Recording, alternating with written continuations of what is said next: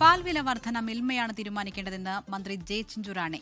വില വർദ്ധിപ്പിക്കുന്നതിനുള്ള ശുപാർശ മിൽമ നൽകിയാൽ സർക്കാർ പരിശോധിക്കും. മിൽമ ഇതുവരെ റിപ്പോർട്ട് നൽകിയിട്ടില്ല എന്നും മന്ത്രി വ്യക്തമാക്കി. അലക്സ് മുഹമ്മദ് വിവരങ്ങളുമായി ചേരുകയാണ്. അലക്സ്, നേരത്തെയും സമാനമായ പ്രതികരണം മന്ത്രിയിൽ നിന്നുണ്ടായിട്ടുണ്ട്.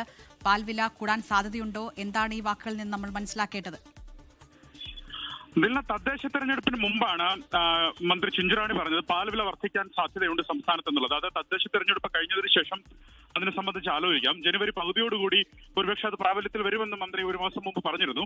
പക്ഷേ ഇപ്പോൾ ആ തീരുമാനം അല്പം വൈകിപ്പിച്ച മട്ടാണെന്ന് വേണം മനസ്സിലാക്കാൻ മന്ത്രിയുടെ വാക്കുകളിൽ നിന്ന്. കാരണം മന്ത്രി പറയുന്നത് മിൽമയ്ക്കാണ് പാൽ വില വർദ്ധിപ്പിക്കുന്നതിനുള്ള പൂർണ്ണ അധികാരമുള്ളത്. കാരണം മിൽമ ബോർഡ് ഒരു സ്വയംഭരണാധികാര ബോർഡാണ്. അതാണ് ഈ പാൽ വില വർദ്ധിപ്പിക്കുന്ന കാര്യം തീരുമാനിക്കുന്നത്.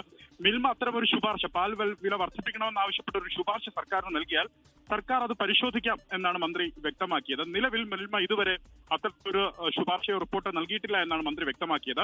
ക്ഷീര കർഷകർക്ക് ഏറ്റവും കൂടുതൽ പണം നൽകുന്നത് സംസ്ഥാന സർക്കാരാണ്, കേരളമാണ് എന്ന് പറയുന്നു. സ്വാഭാവികമായി പാൽ വില വർദ്ധിപ്പിക്കേണ്ടതിന്റെ അനിവാര്യതയുണ്ട്. പക്ഷെ മിൽമ ഇതുവരെ അത്തരത്തിലൊരു ശുപാർശ നൽകിയിട്ടില്ല. ഇതിന്റെ പ്രധാനപ്പെട്ട ഒരു കാര്യം, നിയമസഭാ തെരഞ്ഞെടുപ്പ് വരുന്ന പശ്ചാത്തലമുണ്ട്.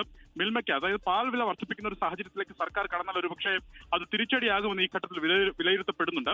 സ്വാഭാവികമായി പാൽ വില വർദ്ധിപ്പിക്കണമെന്ന് മിൽമ പല ഘട്ടങ്ങളിലായി അത്തരത്തിൽ മിൽമ ബോർഡ് യോഗങ്ങളിൽ അത്തരം ആവശ്യങ്ങൾ ഉയർന്നു വരുന്നുണ്ട്. പക്ഷെ അതിൽ അന്തിമ തീരുമാനം കൈക്കൊള്ളേണ്ടത് മന്ത്രിയും അതുപോലെ മുഖ്യമന്ത്രിയുമാണ്. ഈ തെരഞ്ഞെടുപ്പിന്റെ പശ്ചാത്തലത്തിൽ അത്തരൊരു നീക്കത്തിലേക്ക് സർക്കാർ കടക്കുമോ എന്നുള്ളതാണ് കാത്തിരുന്ന് കാണേണ്ടത്. എന്താണെങ്കിലും മിൽമ അത്തരത്തിൽ ഒരു ശുപാർശ ഇതുവരെ നൽകിയിട്ടില്ല. നൽകുമ്പോൾ പരിശോധിക്കാം എന്നാണ് മന്ത്രി വ്യക്തമാക്കിയത്. ഇല്ല. ശരി, അലക്സ് മുഹമ്മദ്. ലോകത്തെവിടെയായാലും ഏത് സമയത്തും 24 വാർത്തകളും ഓഗ്മെന്റഡ് റിയാലിറ്റി പാക്കേജുകളും എക്സ്പ്ലെയിനറുകളും വിശദമായി കാണാൻ ഞങ്ങളുടെ യൂട്യൂബ് ചാനൽ നിങ്ങൾക്ക് സബ്സ്ക്രൈബ് ചെയ്യാം.